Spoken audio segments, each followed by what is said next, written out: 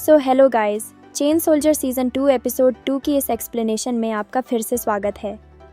मैंने पहले ही episode 1 cover कर लिया है, तो अगर आपने अभी तक वो नहीं देखा है तो पहले उसे ज़रूर देख लें। और अगर देख लिया है तो बिना समय बर्बाद किए आज के एपिसोड की कहानी शुरू करते हैं। एपिसोड की शुरुआत होती है सुप्रीमम कमांडर रेन की एंट्री से। हम देखते हैं कि वह सीधे युकी से बात कर रही होती है। वह उससे कहती है कि अपना हाथ आगे बढ़ाओ और युकी वैसा ही करता है। रेन धीरे से उसका हाथ अपने हाथ में लेती है और कहती है कि यह बिल्कुल वैसा ही है जैसा उसने सोचा था, बिल्कुल एक पालतू कुत्ते जैसा। युकी कहता है कि उसे समझ नहीं आता क्यों, लेकिन जब भी वह रेन को देखता है तो उसे ऐसा लगता है जैसे वह अपनी बहन को देख रहा हो। लेकिन वह तुरंत समझ जाता है कि ऐसा नहीं है, क्योंकि आखिरकार वह माडो डिफेंस फोर्स की सुप्रीम कमांडर है। इसके बाद सीन बदलता है। रेन युकी से कहती है कि अब वह यहाँ से जा रही है और सभी को यहीं रुककर निगरानी करने का आदेश देती है। वह बताती है कि जल्द ही एक रिकवरी स्क्वाड आने वाली है जो सभी की हालत चेक करेगी। इतना कहकर रेन वहाँ से चली जाती है। कुछ देर बाद सभी लोग एक पिच को नोटिस करते हैं। युकी कहता है कि पिच आमतौर पर सिर्फ मैटो के अंदर ही मिलती है। जवाब में बताया जाता है कि यह बात सही है, जिससे यह साफ हो जाता है कि जो इंसान यहाँ आए हैं वे खास तौर पर इसी पिच के लिए जापान से आए होंगे। सीन फिर बदलता है। अब हम देखते हैं कि कुका और युकी एक बुजुर्ग महिला और एक छोटी लड़की के सामने खड़े हैं। छोटी लड़की कुका को लिफ्ट देने के लिए धन्यवाद करती है। कुका मुस्कुराकर कहती है कि इसमें कोई परेशानी नहीं थी, क्योंकि वह उनके पेट्रोल रूट में ही पड़ता था। थोड़ी बातचीत के बाद युकी कहता है कि मीटिंग उसकी उम्मीद से काफ़ी जल्दी ख़त्म हो गई, जिससे उनका काफ़ी समय बच गया। कुका भी उसकी बात से सहमत होती है। बात ख़त्म होने के बाद दोनों अपनी स्क्वाड के पास वापस जाते हैं और फिर अपने डॉर्म लौट आते हैं। सीन फिर बदलता है। अब हम देखते हैं कि युकी और कुका एक गाड़ी में साथ जा रहे हैं। वे उस बुजुर्ग महिला मयूगा के बारे में बात करते हैं। कुका बताती है कि मयूगा भी एक कमांडर हैं और उन बच्चों को ट्रेन करती हैं जो भविष्य में कमांडर बन सकते हैं। वह यह भी बताती है कि मयूगा जल्द ही रिटायर होने वाली हैं। यह सुनकर युकी हैरान हो जाता है और कुका इसकी पुष्टि करती है। फिर वह युकी से पूछती है कि मीटिंग में उसे कौन सी कमांडर सबसे ज़्यादा पसंद आई। युकी ईमानदारी से कहता है कि कोई खास नहीं, लेकिन अगर चुनना पड़े तो उसे कुका सबसे ज़्यादा पसंद है। वह उसकी तारीफ़ करने लगता है और यह सुनकर कुका काफ़ी खुश हो जाती है। उसे यह भरोसा मिल जाता है कि युकी पूरी तरह उसकी साइड में है। इसके बाद सीन बदलता है और एक हॉट स्प्रिंग बाथ दिखाया जाता है। इस हिस्से को दिखाना संभव नहीं है। अगर दिखाया जाए तो YouTube चैनल को नुकसान हो सकता है। इसीलिए अगर आपको जानना है कि वहाँ क्या होता है तो आपको खुद एपिसोड देखना होगा। इसके बाद सीन फिर बदलता है। अब युकी खाना बनाने के बाद बर्तन धो रहा होता है। तभी नेने उसके पास आती है और पूछती है कि क्या वह उसकी मदद कर सकती है, क्योंकि वह बहुत थका हुआ लग रहा है। युकी कहता है कि वह ठीक है और खुद कर लेगा, लेकिन नेने कहती है कि उसकी थकान साफ दिखाई दे रही है। वह उसकी मदद करने लगती है। युकी उसका धन्यवाद करता है और नेने कहती है कि इसमें कोई बात नहीं। इसके बाद हम देखते हैं कि युकी अपने बिस्तर पर गहरी नींद में सो रहा है। वह नींद में बड़बड़ाता है कि आज का दिन बहुत व्यस्त था। दूसरी तरफ शुशु कुछ शरारती प्लान बना रही होती है। वह सोचती है कि वह चुपके से युकी के कमरे में जाकर उसे परेशान करेगी। वह अपने शरीर को छोटा कर लेती है, क्वाइटली अपने रूम से निकलती है और युकी के रूम तक पहुंच जाती है। लेकिन अचानक उसे महसूस होता है कि वहां पहले से कोई मौजूद है। अचानक एक मिस्टीरियस वुमन युकी के पास दिखाई देती है और कहती है कि अब वह उसके साथ चलेगा। जैसे ही वह अटैक करने वाली होती है, शुशु अपने नॉर्मल साइज में आकर उसे ज़ोरदार किक मारती है। वह वुमन गुस्से में पूछती है कि वह वहाँ क्या कर रही है।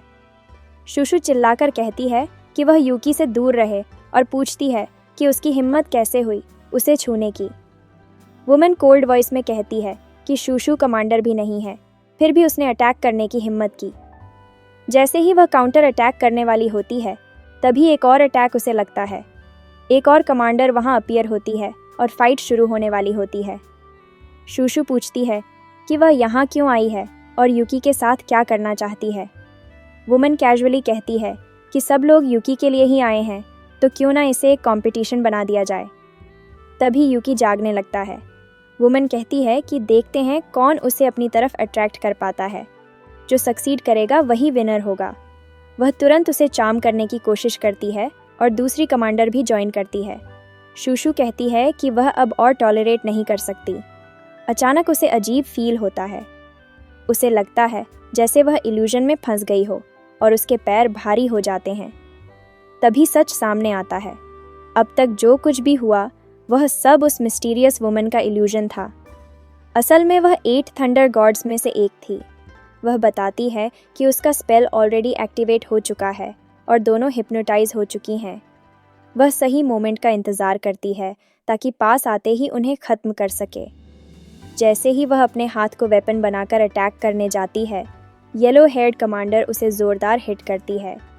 वह डॉज करती है, लेकिन तभी शूशु उसे ज़ोरदार पंच मारती है, जिससे वह दूर जा गिरती है।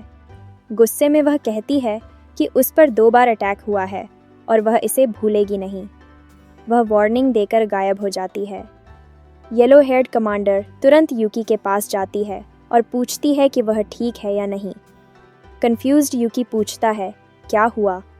वह बताती है कि 8 थंडर गॉड्स में से एक ने उस पर हमला किया था और शूशु ने उसकी जान बचाई। यह सुनकर शूशु बहुत खुश हो जाती है और प्राउडली क्रेडिट लेती है।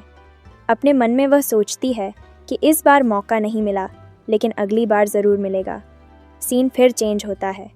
सब डिसाइड करते हैं कि यूकी को सेफ रखने के लिए सब साथ सोएंगे जब तक डॉर्म की बैरियर रिपेयर नहीं हो जाती। दूसरी तरफ रेन दूर से यूकी को देख रही होती है।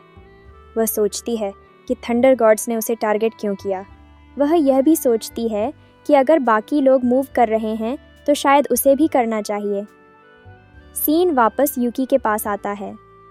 शूशु फिर छोटा होकर उसके ब्लैंकेट में घुसने की प्लानिंग करती है, लेकिन तभी हिमारी अचानक नींद में उठती है। शूशु की आवाज़ सुनकर वह इंस्टिंक्टिवली अटैक करने लगती है। वह लगातार अटैक करती रहती है। शूशु उसे रोकने की कोशिश करती है, लेकिन हाइमारी नहीं सुनती। आखिर में हाइमारी की किक से शूशु दूर जाकर गेट से टकराती है और नॉर्मल साइज़ में आ जाती है। तभी हुका आती है और कहती है कि उसकी ड्यूटी ख़त्म हो गई है। वह शूशु को गार्ड ड्यूटी संभालने को कहती है। यूकी फिर जागता है और नेई को अपने पास सोते हुए देखता है। वह उसे जगाने की कोशिश करता है, लेकिन वह रो रही होती है। वह अपने पेरेंट्स का सपना देख रही होती है जो माओ में गायब हो गए थे। यूकी उसे कंफर्ट करने के लिए उसके सिर पर जेंटली हाथ फेरता है। अगले दिन यूकी और नेई पेट्रोल पर जाते हैं।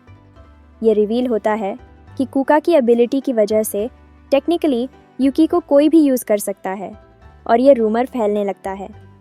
रेन वहाँ आती है और सिचुएशन से ऑलरेडी अवेयर होती है। वह यूकी को अपने साथ ले जाने की बात करती है, लेकिन कुका तुरंत मना कर देती है और कहती है कि यूकी उसका स्लेव है। रेन क्लियरली अपसेट होकर चली जाती है। उसके जाने के बाद कुका यूकी को टाइटली हग करती है और उसे स्कोल्ड करती है कि यह सब उसकी वजह से हुआ। वह याद दिलाती है कि उसने कहा था रेन की आंखों में मत देखना। वह कहती है रेन उसे अपना पेट बनाना चाहती है। यूकी अपोलोजाइज़ करता है और कुका उसे छोड़ देती है। फिर वह बताती है कि रेन डॉग लवर है और अपने प्रीवियस स्लेव्स के साथ अच्छा बिहेवियर नहीं करती थी। यह सुनकर यूकी ओवरथिंक करने लगता है। सीन फिर चेंज होता है। यूकी खाना बनाने की तैयारी करता है और रियलाइज़ करता है कि उसे 10 लोगों का खाना बनाना है, क्योंकि स्क्वाड 5, 6 और 7 जॉइंट ट्रेनिंग करने वाले हैं। 5th स्क्वाड अराइव करती है, जिसकी लीडर कमांडर इजुमो होती है, साथ में साकी और इत्सुकी। इजुमो मजाक में कुका और टेन को टीज करती है और फिर यूकी को नोटिस करती है। वह उसकी स्पेशल एबिलिटी के बारे में बात करती है। हुका तुरंत बात बंद कर देती है और यूकी को अंदर भेज देती है। यूकी अंदर चला जाता है और कमांडर्स बाहर ट्रेनिंग शुरू करते हैं और यहीं एपिसोड ख़त्म हो जाता है। तो कमेंट करके बताइए आपको ये एपिसोड और एक्सप्लेनेशन कैसा लगा। अगर आपको ये पसंद आया हो तो लाइक और सब्सक्राइब ज़रूर करें। हम मिलेंगे नेक्स्ट वीडियो में एक और नई एक्सप्लेनेशन के साथ। तब तक के लिए take care and good bye.